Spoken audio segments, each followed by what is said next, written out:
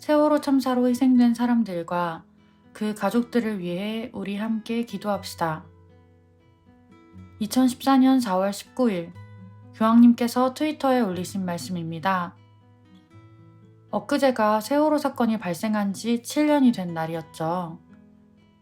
얼마 전 우연히 고등학교 하교 시간에 학교 앞을 지나가게 되었는데요. 많은 학생들의 가방에 노란 리본이 달려있더라고요.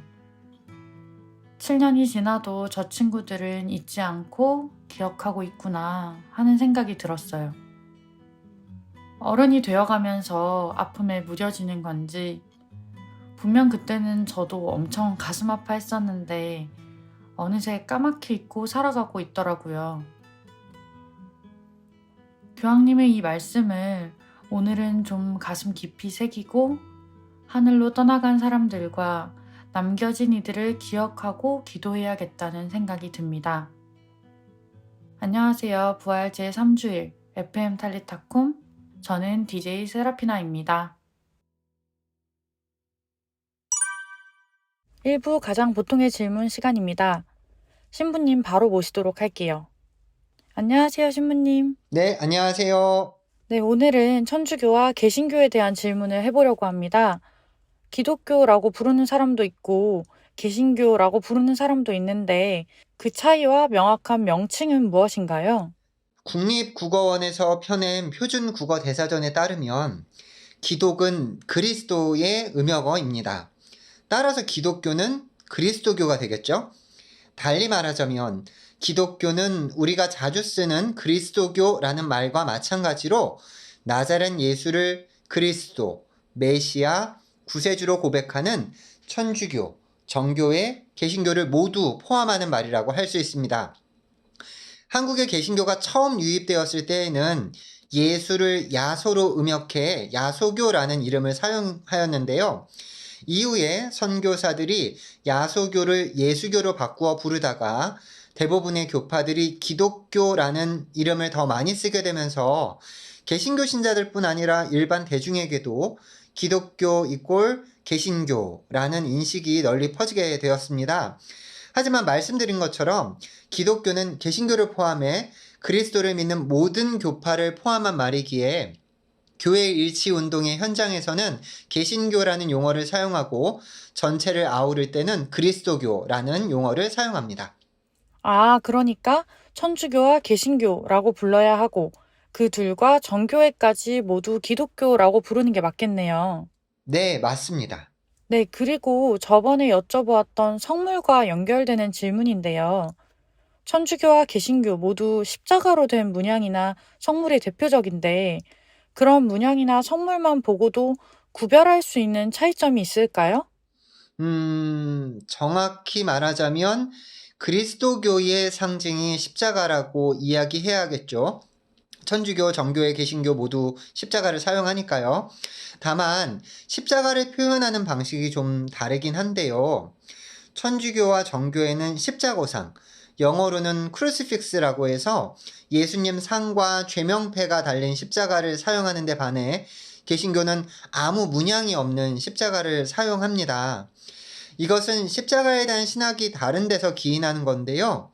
먼저 천주교와 정교회에서는 십자가에 달리신 예수님을 보며 순환과 죽음과 부활을 통해 우리의 구원을 이루어 주셨음을 기억하고 또한 우리가 예수님을 따르면서 겪게 되는 많은 시련을 이겨내 힘을 준다고 설명합니다. 반면 개신교에서는 예수님께서 이미 부활하고 승천하셨기에 더 이상 십자가에 달려 계시지 않는다는 의미에서 아무것도 달려있지 않는 십자가를 사용합니다.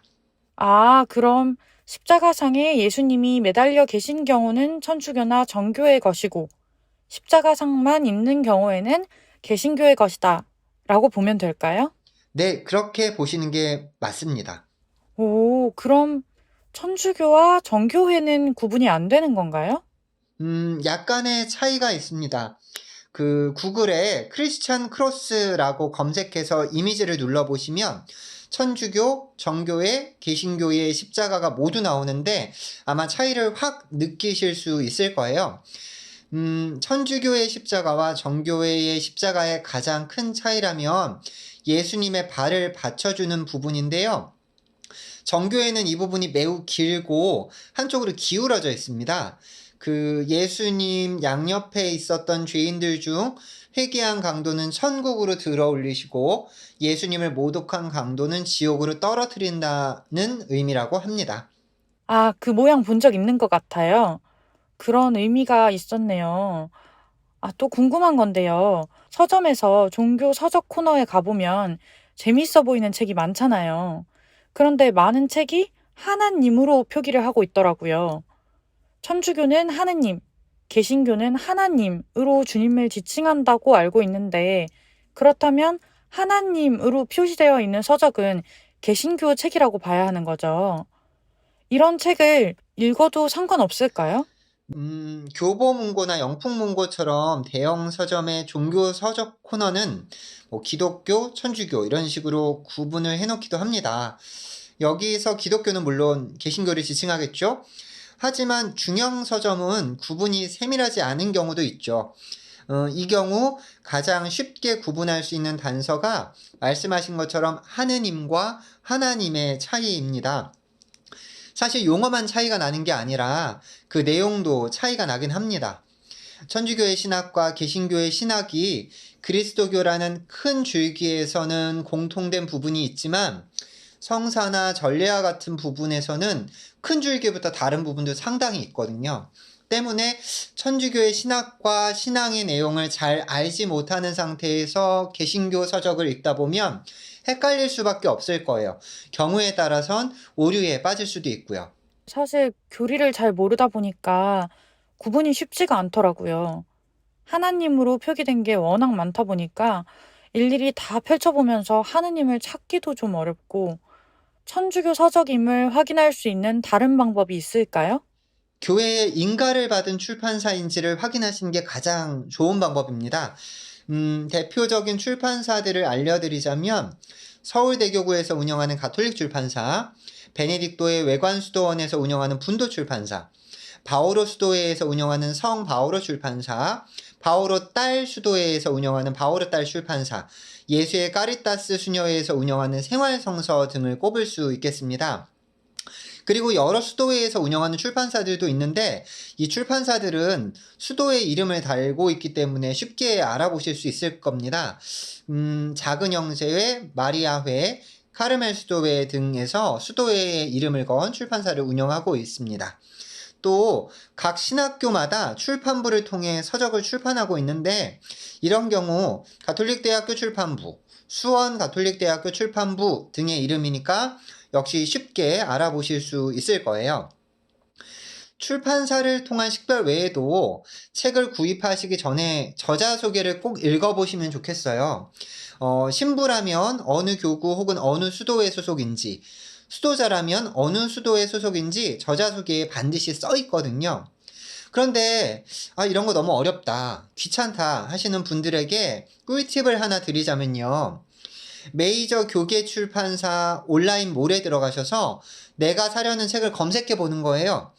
거기에 나온다면 맘 편안히 구입하시면 되고요. 안 나온다면 본당 신부님이나 수녀님에게 물어보시는 게 좋습니다. 아, 네. 대표 출판사들을 알아놓으면 찾기가 훨씬 편하겠네요. 그리고 말씀하신 대로 온라인으로 찾아보면 정말 금방 찾을 수 있을 것 같아요. 오늘은 일상에서 자주 접하면서도 다소 어려운 내용을 다루어 보았는데요. 정말 많은 것을 배울 수 있었습니다. 감사합니다, 신부님. 그리고 마치기 전에 신부님께서 꼭 하고 싶으신 말씀이 있다고 들었어요. 네, 오늘 오프닝에서 세월호 참사를 잠시 언급해 주셨는데요. 이와 관련해서 꼭 드리고 싶은 말씀이 있습니다. 7년의 시간, 누군가에게는 이미 잊혀진 사건일 수 있지만, 사랑하는 자녀를, 가족을 떠나보내야 한 유가족들에게 세월호 참사는 아직도 현재 진행형입니다. 아직도 라는 말을 하기 전에 유가족들의 시선에서 한 번만 봐주시길, 유가족의 마음에서 한 번만 느껴주시기를 간곡히 부탁드리고 싶어요. 우리 교구 정의평화위원회에서 예은 아빠 유경근 형제님과 준영 아빠 장원 베드로 형제님 두 분을 모시고 인터뷰를 진행했습니다. 별다른 편집도 없이 자막도 없이 두 분이 하시는 말씀을 그대로 전달하는 영상입니다. 꼭 봐주시고 기억해 주시면 좋겠습니다. 링크는 제가 따로 전달해 드리도록 할게요. 네, 인터뷰 영상 꼭 찾아보고 기억하고 기도하도록 하겠습니다. 신부님 이번 주도 감사합니다. 네, 다음 주에 뵙겠습니다. 네, 신부님께서 말씀하셨던 의정부 교구 정의평화위원회에서 진행한 세월호 유가족분들 인터뷰 링크는 저희 영상 정보 더보기란에 올려두었습니다. 인터뷰 영상 찾아봐 주시고 많은 관심 부탁드릴게요. Wake up 일어나 주일이야 우리 항상 함께 나누는 날 만나는 날 알지 어텔리타쿠 주문을 걸어 사랑을 담아 지금 만나러 와 FM 탈리타쿰 화정동 성당 FM 탈리타쿰 2부 청년들의 사연과 신청곡을 나누는 말할 수 있는 비밀 시간입니다.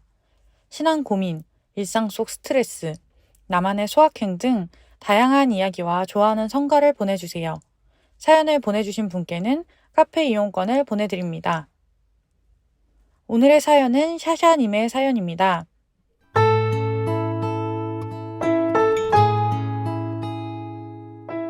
저는 20대의 마지막을 지나고 있습니다.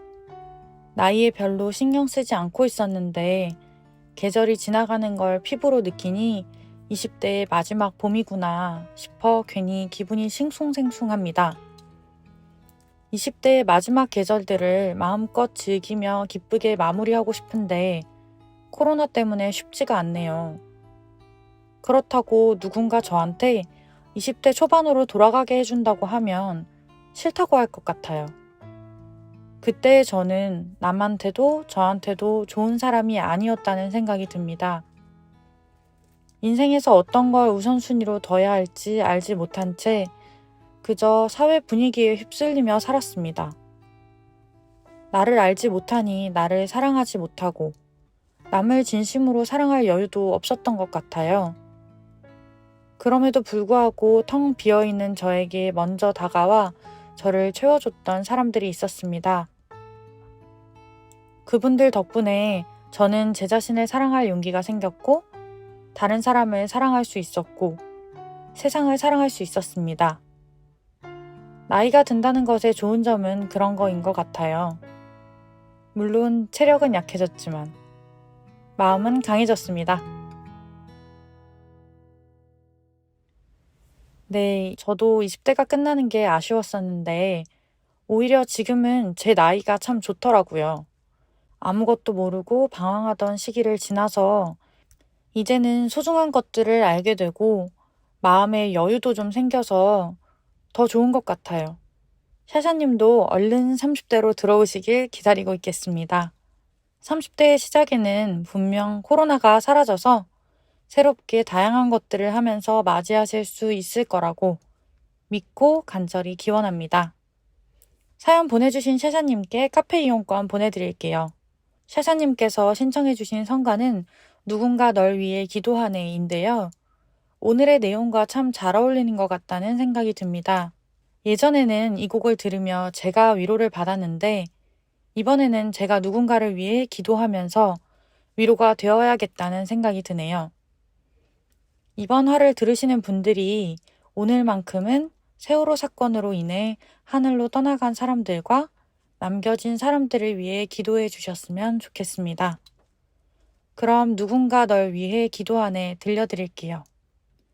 탈리타쿰 여러분 사랑합니다.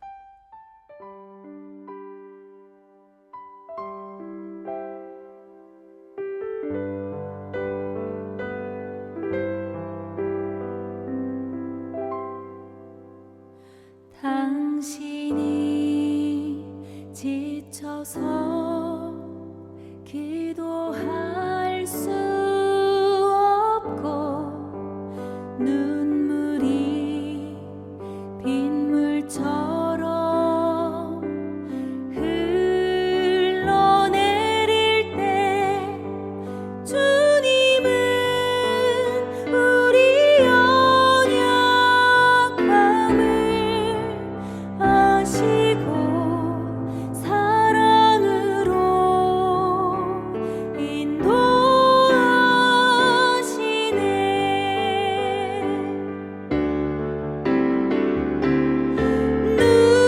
누군가 널 위하여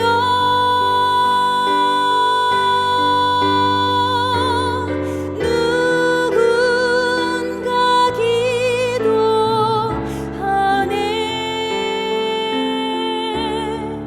내가 홀로 외로워서 마음이 무너질 때 누군가 널 위해 기도하네.